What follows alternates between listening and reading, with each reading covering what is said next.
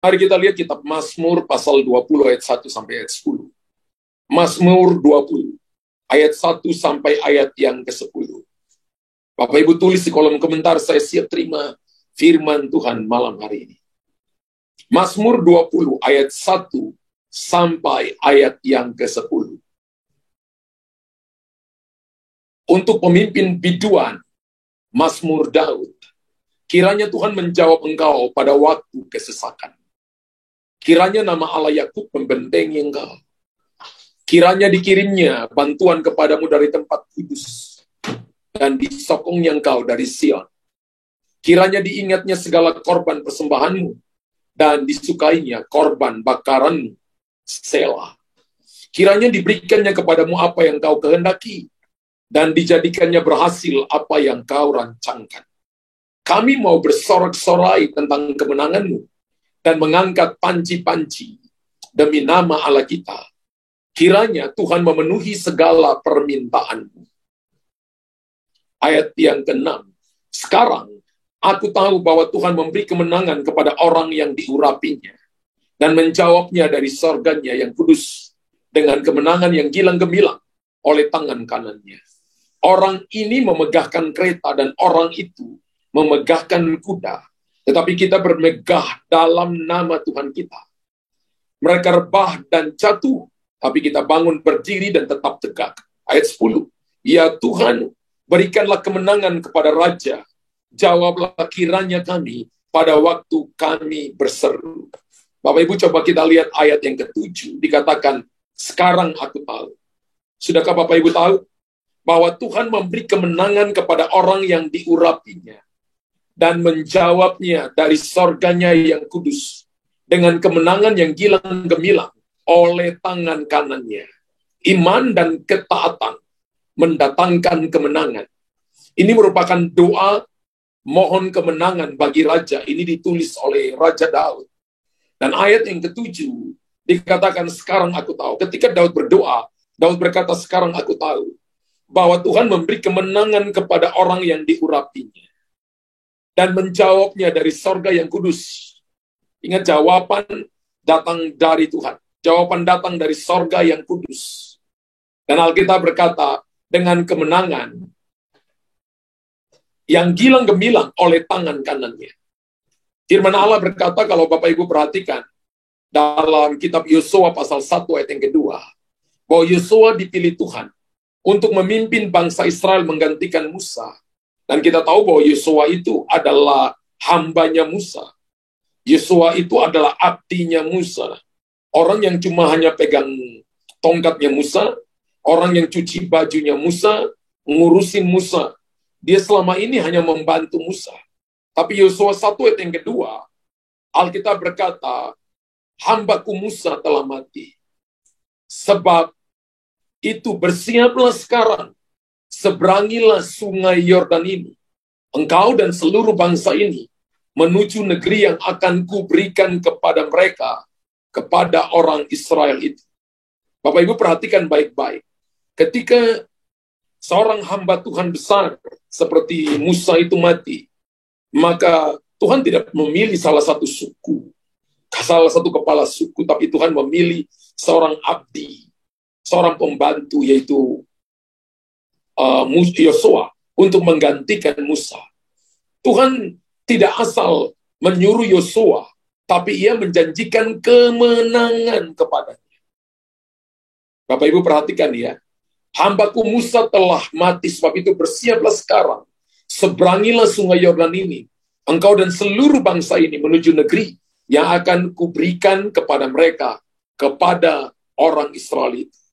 Kalau kita perhatikan Yosua 1 ayat yang ketiga, setiap tempat yang akan diinjak oleh telapak kakimu, kuberikan kepada kamu. Seperti yang telah kujanjikan kepada Musa.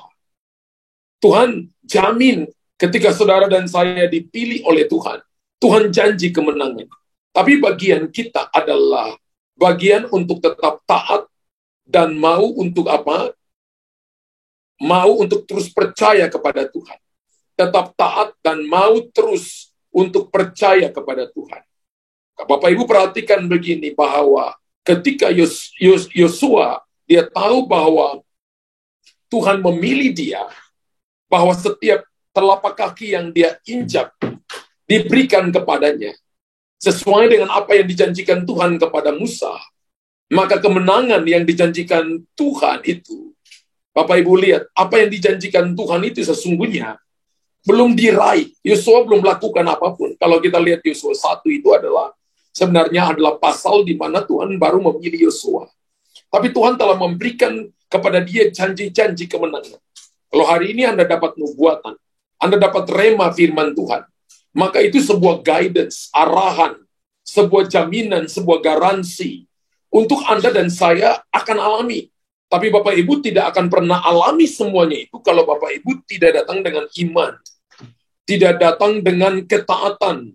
Bapak Ibu nggak akan alami itu sama sekali. Nubuatan itu tidak akan terjadi bagi saudara. Istilah saya, Bapak Ibu harus menghidupi nubuatan itu. Menghidupi itu artinya mempercayainya. Menghidupinya artinya melakukannya dengan taat. Karena dalam setiap perkataan nubuatan, ada syarat yang harus kita lakukan. Firman Allah juga ada syaratnya. Kasih Tuhan itu tidak bersyarat, tapi berkatnya bersyarat. Kalau Bapak Ibu ingin melihat kemenangan, maka ada syaratnya. Kemenangan yang dijanjikan Tuhan itu belum diraih oleh Yosua sama sekali. Saat ia mendengarkan perkataan itu, sama juga hari ini Bapak Ibu dengarkan firman.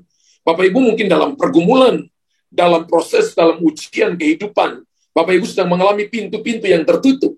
Tapi Tuhan berkata, aku akan berikan kemenangan. Aku akan berikan pintu yang terbuka.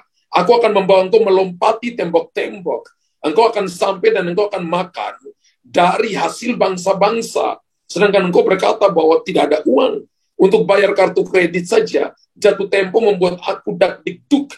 Bahkan untuk terima. Akhirnya jatuh lewat tanggal jatuh tempo. Ditelepon sama orang bank pun. Aku nggak angkat nomor teleponnya. Misalnya kalau Anda sampai seperti itu, maka saudara dengar baik-baik begini. Percaya janji Tuhan. Lakukan bagianmu. Jadi kemenangan akan menjadi kenyataan. Apabila Yosua mengikuti tuntunan Tuhan. Dan mau melangkah dengan iman. Kemenangan akan menjadi sebuah kenyataan. Apabila Anda dan saya, saudara dan saya, mau mengikuti tuntunan Tuhan. Dan mau melangkah dengan iman. Tanpa kita mengikuti tuntunan Tuhan. Tanpa kita melangkah dengan iman. Kita nggak akan alami apapun. Sama seperti tadi Tuhan bicara kepada saya. Orang yang punya masalah dengan pinggang yang sakit. Disembuhkan langsung. Kalau saudara ragu-ragu dan Anda tidak putar pinggangnya. Anda tidak bertindak dan tidak mempercayainya. Dan Anda tidak mengikuti tuntunan Tuhan, maka Anda tetap akan rasa sakit. Tapi ketika Anda percaya, dan Anda mau taat melakukannya, maka kesembuhan terjadi, sempurna. Speed recovery terjadi untuk saudara. Dan untuk menunjukkan bahwa hidup berkemenangan, ini menunjukkan bahwa hidup berkemenangan, itu disediakan Tuhan bagi anak-anaknya. Saya percaya bahwa Bapa kita di sorga, Dia merancang yang terbaik bagi kita. Yeremia pasal yang ke-29 ayat yang ke-11. Bahwa rancangan Tuhan bukan rancangan kecelakaan, tapi rancangan Tuhan adalah rancangan damai sejahtera yang mendatangkan kebaikan bagi mereka yang percaya. Kemenangan disediakan Tuhan bagi anak-anaknya.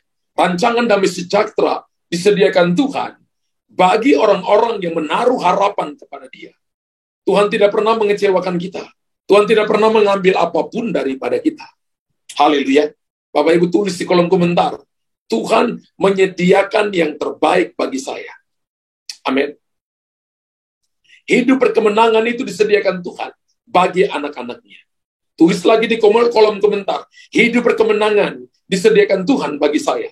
Disediakan Tuhan bagi keluarga saya. Kalau hari ini Bapak Ibu belum menang, bukan berarti Bapak Ibu tidak akan menang. Tertunda bukan berarti Tuhan tidak menjawabkan. Tertunda supaya satu kali perjalanan, 2 mujizat terjadi sekaligus. Pertanyaannya begini, mengapa tidak semua orang Kristen dapat menikmati kemenangan? Mengapa tidak semua orang Kristen dapat menikmati kemenangan? Satu saat, saya ketemu dengan seorang yang sudah saya kenal itu udah lama sekali. Dan setiap kali ngomong dengan saya, dia selalu menceritakan masalah yang sudah 10-12 tahun yang lalu. Dia seperti ada di circle problems. Kita katakan, ayo berubah, jangan ingat hal-hal yang dulu. Dia selalu cerita yang sama. Dia selalu hidup dengan masa lalunya. Dan dia tidak mau lihat apa yang hari ini Tuhan kerjakan bagi dia.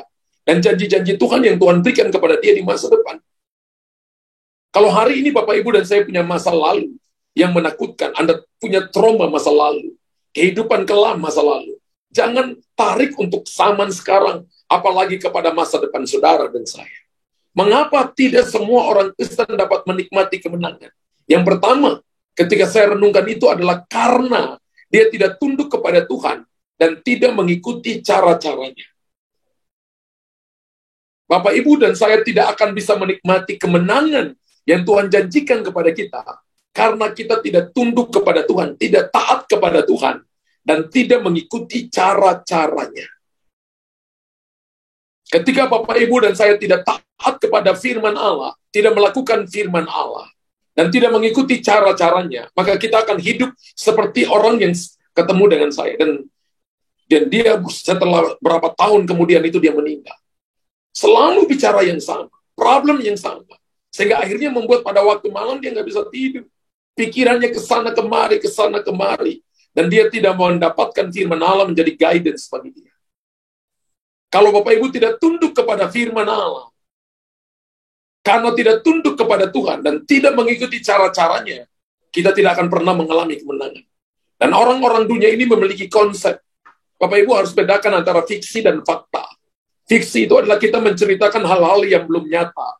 Tapi fakta itu adalah sesuatu yang tidak terbantahkan. Kebenaran itu bukan fiksi. Kebenaran itu adalah sesuatu yang nyata, Bapak Ibu. Amin. Jadi kalau kita ngomong sesuatu, kita nggak boleh ngomong fiksi. Tapi kita harus ngomong fakta. Kalau misalnya saya doakan orang sembuh, maka itu adalah fakta dan kebenaran. Itu tidak dapat dibantah. Tapi kalau Bapak Ibu cuma ngajar tentang bagaimana mendoakan orang, tanpa sekalipun Bapak Ibu mendoakan orang sakit, maka itu fiksi namanya. Ya. Atau kita hanya cuma menceritakan pengetahuan, sesuatu tidak nyata atas kehidupan kita. Bapak Ibu, Alkitab berkata, karena kita tidak tunduk kepada Tuhan dan tidak mengikuti cara-caranya. Mari periksa hati kita. Mari periksa cara-cara kita. Mari periksa pikiran kita. Apakah kita tunduk kepada Tuhan, taat kepada Tuhan? Kita mengikuti cara-caranya ataukah tidak mengikuti cara-caranya? Orang-orang dunia ini memiliki konsep bahwa hidup berkemenangan itu dapat dicapai dengan cara apapun, meski melanggar firman Tuhan. Mereka boleh korupsi, kolusi, nepotisme. Mereka boleh nginjak orang lain.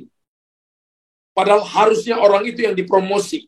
Tapi dia untuk cari muka, sehingga dia mengalahkan orang itu, menginjak orang itu, dan dia dapat kemenangan.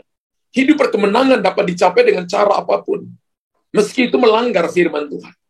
Dan kalau komunitas kita ini saya arahkan Bapak Ibu jangan lakukan itu. Karena Bapak Ibu sedang menabur sesuatu yang tidak mengikuti cara-cara Tuhan. Ingat bahwa promosi datang dari Tuhan. Bapak Ibu tulis di kolom komentar. Saya harus ingat bahwa promosi datang dari Tuhan. Tuhan bisa pakai mulut pemimpinmu untuk mengangkat engkau. Daniel itu ada di Babel. Tapi Tuhan memakai mulut Nebukadnezar untuk mengangkat dia.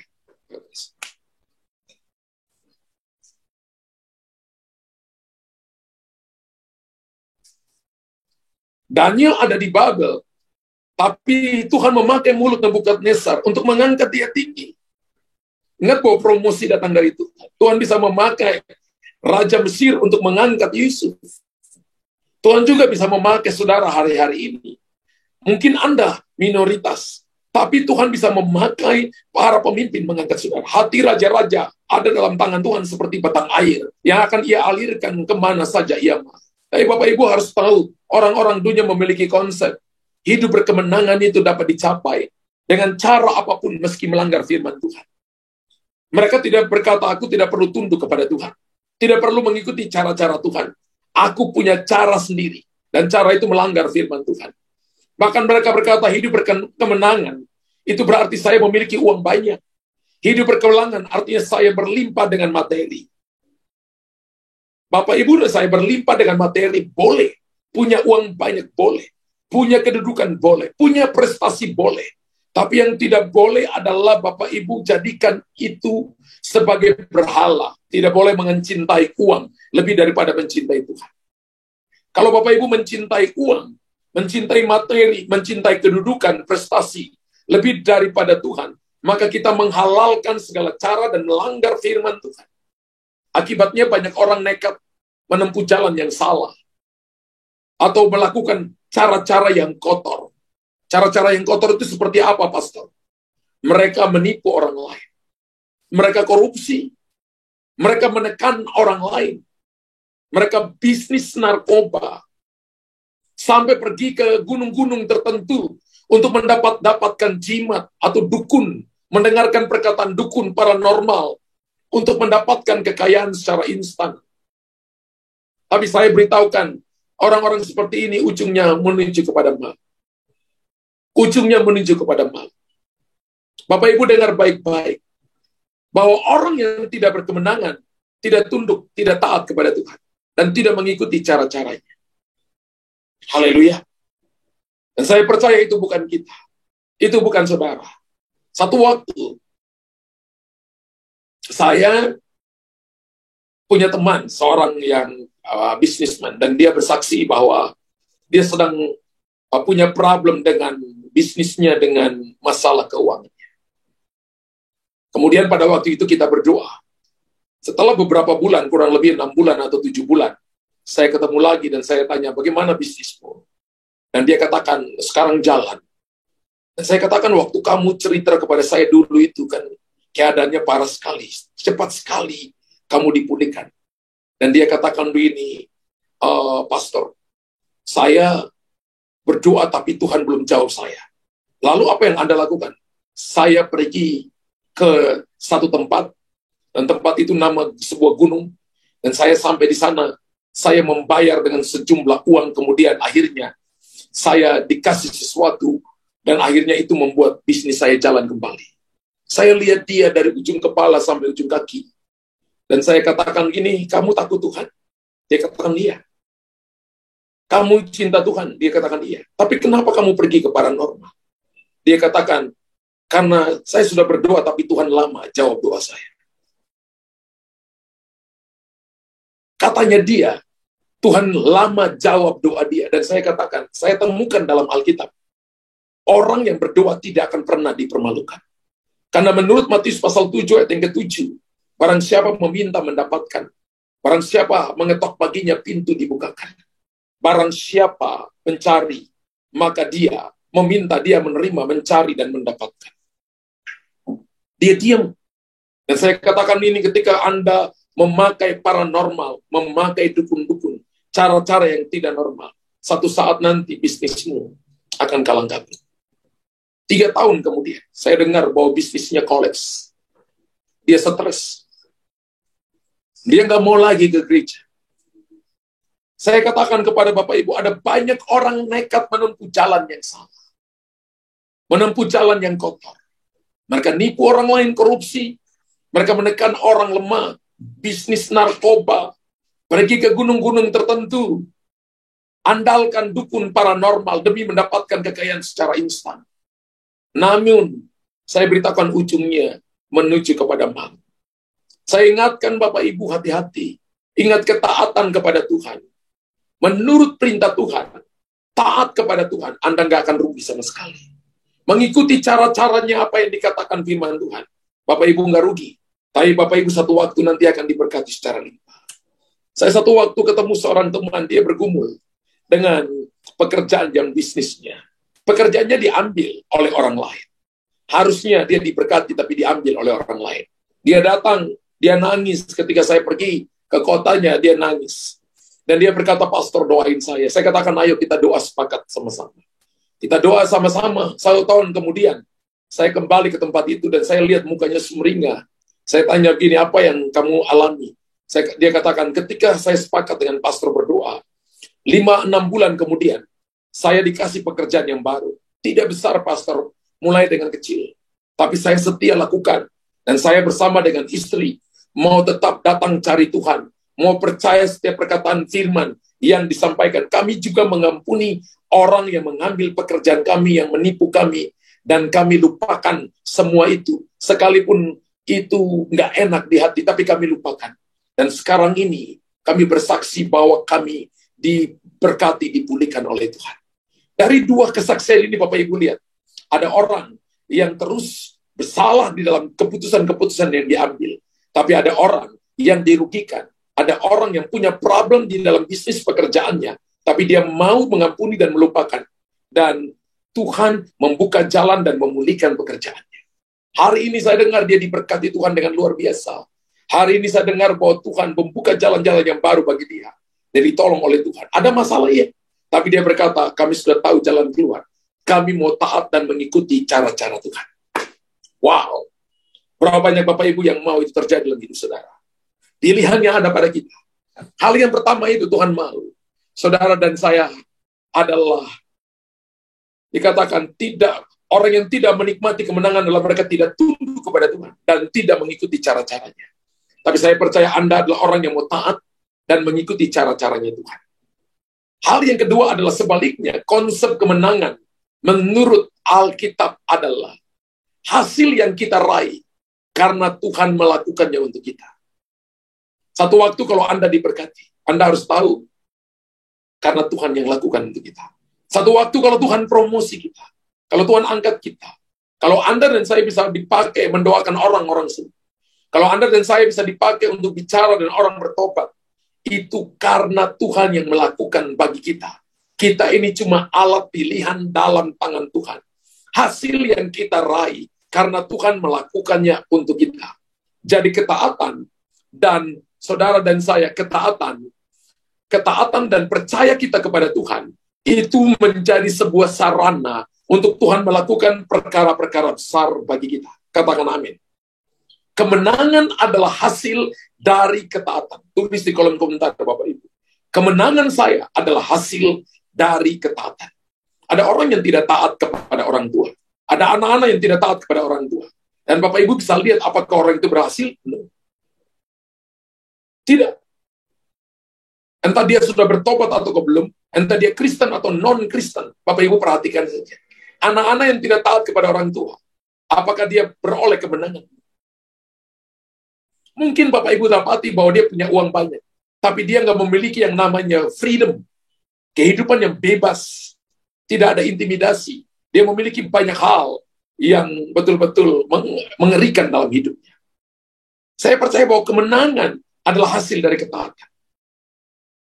Amin. Alkitab katakan barang siapa percaya kepada Tuhan. Kalau anak itu memerdekakan kamu, kamu benar-benar merdeka. Kamu benar-benar menang.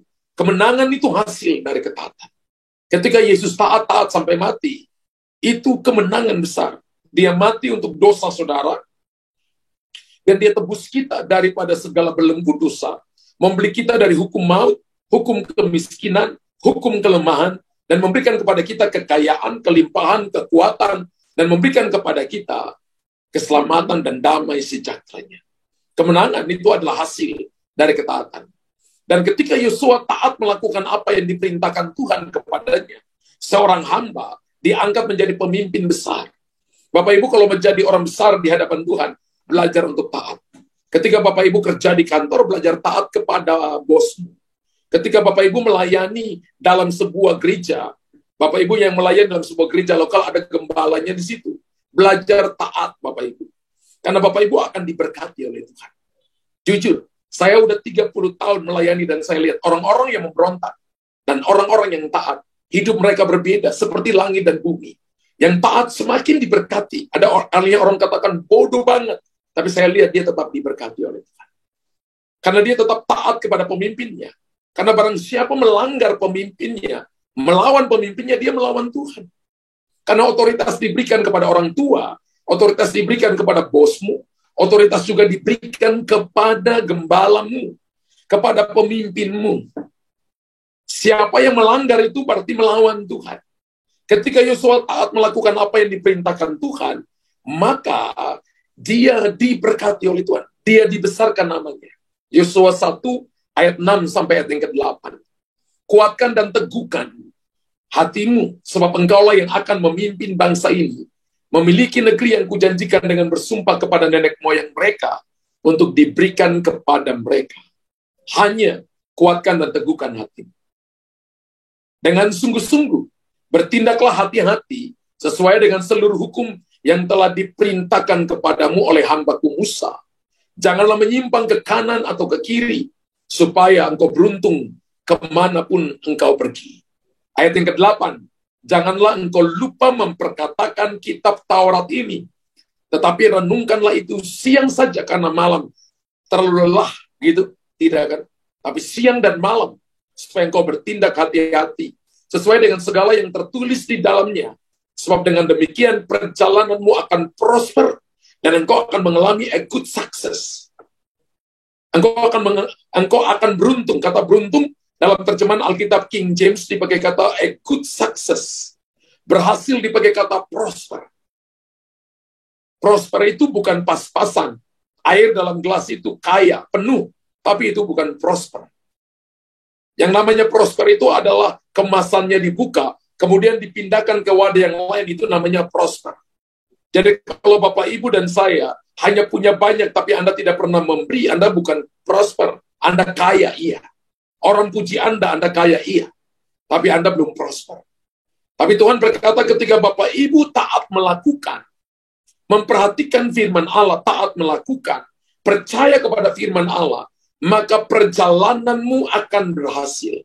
Perjalananmu akan prosper dan engkau akan beruntung. Engkau akan mengalami a good success.